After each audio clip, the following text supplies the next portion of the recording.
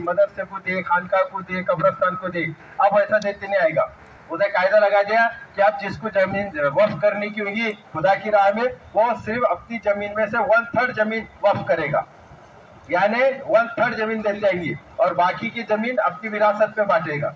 अब विरासत में कैसे बांटेगा? जो कुरान की आयत है कि लड़कों को कितनी दी जाए, लड़की को कितनी जाए, तो वो वैसा नहीं बोल रहा।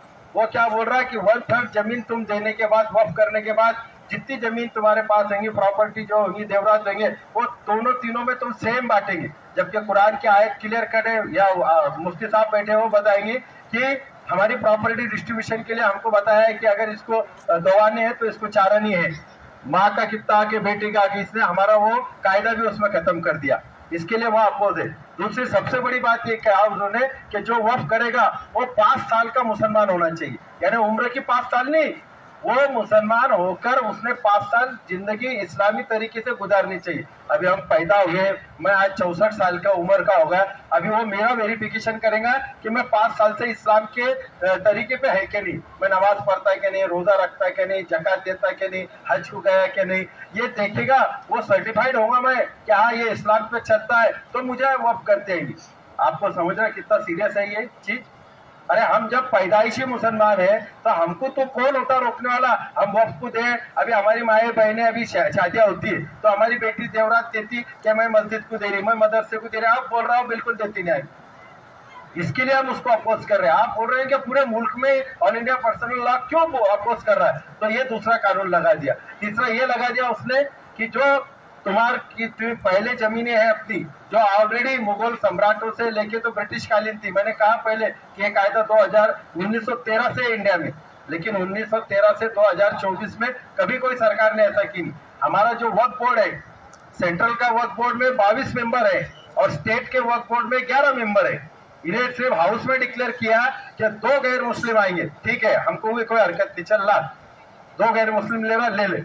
लेकिन दोस्तों और बुजुर्गों, जब तुम ये विधेयक पढ़ेंगे, बिल पास होगा, तो जाट कंपलसरी थे अभी तक हमारे, क्या ऊपर वक्त में भी 22 और नीचे 11 वो भी मुस्लिम, तो उन्हें अनिवार्य जो शब्द है, जो कंपलसरी शब्द है, उसको निकाल दिया।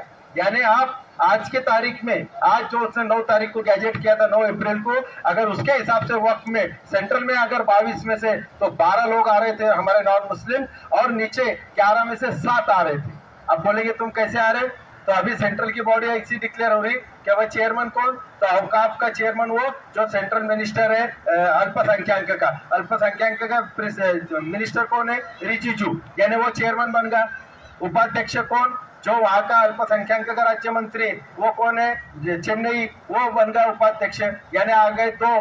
फिर लिखता है कि मेंबर ऑफ पार्लियामेंट होना चाहिए, यानी खासदार 2 होना चाहिए। अब 2 खासदार बीजेपी के है क्या वहां पे अपने तरफ? है क्या? बोलो यार जरा, एक भी नहीं है। ये जो वो 2 आगे 4 राज्यसभा के खासदार होना, तो है क्या अपने राज्यसभा में कोई मुस्लिम बीजेपी के? नहीं, वो आगे 2 6। ऐसे टाइप से लॉ एंड जुडिशरी का बार एसोसिएशन का मुस्लिम स्कॉलर होना है नहीं, तो वो ले लेगा। ऐसे 22 में से 12 लोग आ रहे हैं हमारे दूसरे। और इधर स्टेट में वही हाल है। हमारा अध्यक्ष भरने, जो आज का हमारा अल्पसंख्यक मिनिस्टर है, वो अध्यक्ष बनेगा। राज्य मंत्री हमारी वो मैडम है गैर मुस्लिम, वो उपाध्यक्ष बनेंगी। हमारा एमएलए मुस्लिम का बीजेपी में कोई नहीं है। हमारा एमएलसी विधान परिषद का कोई नहीं है, ये आ गए।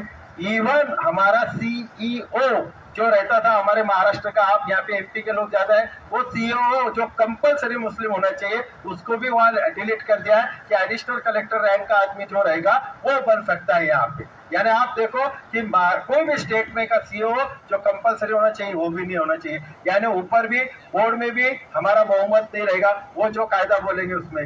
अभी जैसी मसाजिदें जितनी भी हमारी वक्फ होती है, अभी आजकल हम खरीदी करते हैं और वक्फ में रजिस्टर करके वक्फ कर देते हैं। अभी अगर उसमें किसने आके दावा दिया कि ये जो जमीन थी ये हमारी थी पुरखों की, ये इन्होंने मुस्लिम समाज ने एक गलती से खरीदी कर ली या इन्होंने धोखाधड़ी से खरीदी करी, तो वो 45 दिन में कलेक्टर को पावर दे दिया कि 45 दिन में कलेक्टर उसकी इंक्वायरी उनको दे देगा। यानी कहीं हमारे हाथ में से जो हमने खरीदी करी थी, जो वक्फ करी थी, हो गई। अभी जितनी जितनी भी आप खेड़े पाड़े की भी लोग होंगे यहाँ पे, आप देखो आपके कब्रस्तान पे लिखे रहता ग्राम पंचायत की इसमें या गांव उतारा में या पडव में या उसमें कि ये नगर पालिका की जमीन है, ये इसने मसब को दिए ले, मुस्लिम कब्रस्तान को दिए ले, पीरस्तान को दिए ले, वो सारे जमीनें टोटल ये कायदे के हिसाब से जमा हो जाएंगे सरकार की तरफ। कहाँ गाड़ेंगे हम, कहाँ गाड़ेंगे हम? आपको किसको इसमें सीरियसनेस नहीं समझ रहा कि हमारे कब्रस्तान भी हमारे से निकाले जाएंगे, फिर हमको जगह लेना पड़ेंगे 7x2 की खरीद के, हमारे घर वालों को जिसका इंतकाल है उसको गाड़ना पड़ेगा।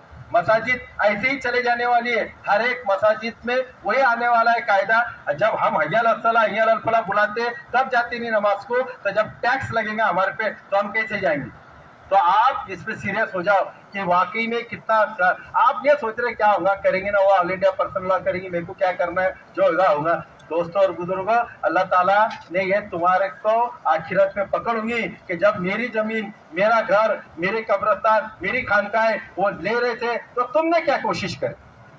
तो आप कम से कम इतनी कोशिश कर सकते हैं कि आप जहां कहीं भी हो, जहां जलगांव शहर में भी एक नहीं दो नहीं बहुत से लोग काम कर रहे हैं कि भाई आओ एक जगह मिल के बैठो और एक जगह इसका अपोजिशन करो। आपने देखा कि वक्त बचाव समिति के मार्फत भी काम चालू है, वक्त समन्वय समिति के मार्फत भी काम चालू है, अल्लाह चाहे उससे काम करा लेता है। आपने देखा कि हाउस में अल्लाह ताला ने हमारे गैर मुस्लिम खासदारों से काम करा लिया। आपने देखा कि परसों के दिन सुप्रीम कोर्ट में हमारे गैर मुस्लिम 4 वकीलों से काम करा लिया। आपने देखा कि जो 3 जजेस है अल्लाह ताला ने वो तीनों नॉन मुस्लिम जजों से हमारा काम करा लिया। तो जब अल्लाह ताला चाहे उससे काम करा सकता है तो ये देखो कि आपकी पकड़ होना है, मेरी पकड़ होना है कि मैंने अल्लाह की दी हुई जो वक्फ की जमीन थी उसके लिए क्या करा, मैंने क्या कोशिश किया। आप रास्ते पे आना पड़ेगा, मैं ये नहीं बोल रहा कि रास्ते पे आके पत्थरे मारो, आपको रास्ते पे आके जो संविधानिक तरीके से आप